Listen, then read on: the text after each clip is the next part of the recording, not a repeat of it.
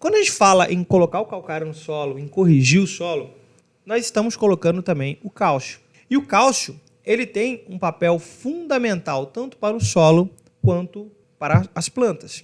O primeiro papel fundamental do cálcio que eu estou colocando através da calagem é exatamente preencher os espaços da CTC. Se o meu solo estava com uma quantidade grande de hidrogênio, apliquei o calcário, o carbonato fez a reação com o hidrogênio, retirou aquele hidrogênio dali, eu vou ter agora um espaço na CTC. O cálcio, então, vai estar preenchendo esse espaço. Quando o cálcio preenche esse espaço dentro da CTC, ele eleva a minha saturação por bases.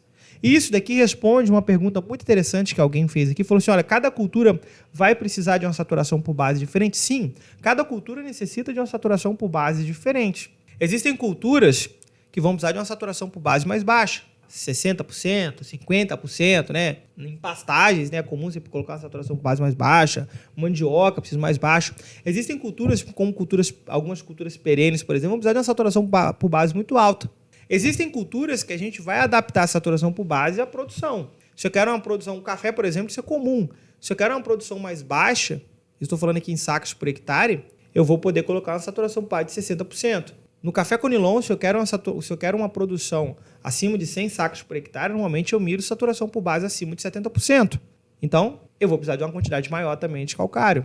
Vou precisar de colocar uma quantidade maior de cálcio, uma quantidade maior de magnésio, principalmente. E aqui a gente entende que o cálcio, ele é o elemento que tem que estar em maior quantidade dentro da minha CTC. O cálcio, ele tem que representar no mínimo 50% da CTC. 50% das minhas cargas negativas da CTC devem estar sendo preenchidas por cálcio. E aí é lógico, existe aqui um processo que a gente vai conversar sobre isso depois em outra aula, que são as relações entre elementos. Por exemplo, você pega ali a relação cálcio-magnésio. Para cada um magnésio que eu tenho no solo, eu tenho que ter pelo menos 4. E aí a gente vai adaptando essa relação, porque senão acaba um atrapalhando o outro. E aí existe a relação cálcio-potássio também, magnésio-potássio, tudo isso deve ser respeitado. Nós devemos ter uma aula específica sobre isso aqui ainda. Beleza.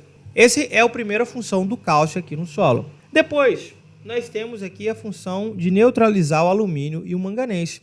O fato de o cálcio preencher os espaços ali dentro da minha CTC, automaticamente eu estou neutralizando a ação do alumínio e do manganês. O manganês em excesso no solo é extremamente tóxico. A gente acaba nem falando do manganês aqui, porque ele não faz parte necessariamente da acidez, mas o manganês no solo, em excesso, a planta tem até uma pequena necessidade de manganês, mínima, minúscula, mas ele em excesso é extremamente prejudicial. Então o manganês não é interessante.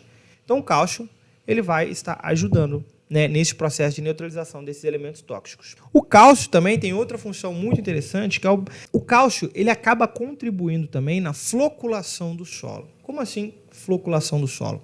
Com o passar do tempo, né, com o passar dos nossos cultivos, o nosso solo ele tende a se ir deteriorando por conta da intensidade do meu cultivo, adubação, mecanização do solo, a passagem ali sobre o solo. Os colóides eles tendem a se dispersar. Isso é que não é interessante para a gente.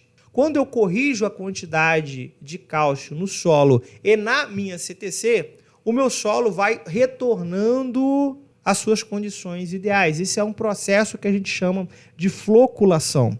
Então, o cálcio em equilíbrio dentro da CTC, o cálcio em equilíbrio no meu solo, ele contribui para que o meu solo ele retorne às condições ideais. Esse é o processo de floculação do solo. Isso aqui é muito, mas muito importante. E aí, tem uma outra questão muito importante também da função do cálcio, que é servir como nutriente. Eu não poderia deixar de falar disso.